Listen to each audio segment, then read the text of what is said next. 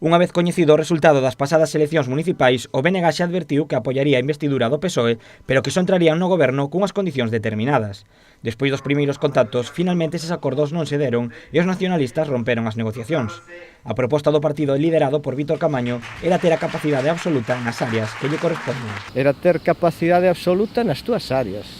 Hasta ahora, parte desa capacidade non a tiñamos porque se compartía con outro concelleiro que actualmente non está, e entonces nós o que queríamos é ter capacidade. Se eso non se dá, pois non nos interesa, lóxicamente. Pola súa parte, os socialistas consideraban que de aceptar esas condicións deixaríase sen contido a área de obras e servizos. Porque si levaban as áreas relacionadas cos centros educativos, coas instalacións deportivas e con medio ambiente, a verdade é que esa área queda totalmente vacío. Hai que ter en conta tamén que a partida económica de obras e servicios é unha e o departamento tamén é un, co cual nos atoparíamos con dous concelleiros gestionando a mesma área e o mesmo persoal, cousa que nos veíamos que era completamente inviable que sería organizativamente falando moi perxudicial para o bo transcurso desa área, para o funcionamento dela.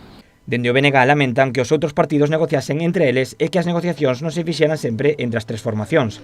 Agora non dubidan en pasarse a posición. Bueno, pois está claro que nas grandes decisións plenarias vai ter problemas e dependerá lóxicamente de donde vote a xente, pero se van dar conta que eles teñen 7 votos e na oposición hai 10. As cousas son evidentes, non sei casos concretos, pero bueno, se aprobar un orzamento, pois lóxicamente van ter que negociar moito.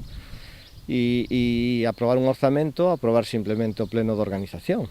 Tras esta rotura, o goberno de Cambados quedará formado finalmente por un bipartito en minoría. Segundo a alcaldesa, as negociacións e acordos continuarán con Somos Cambados para que a vila teña un goberno óptimo.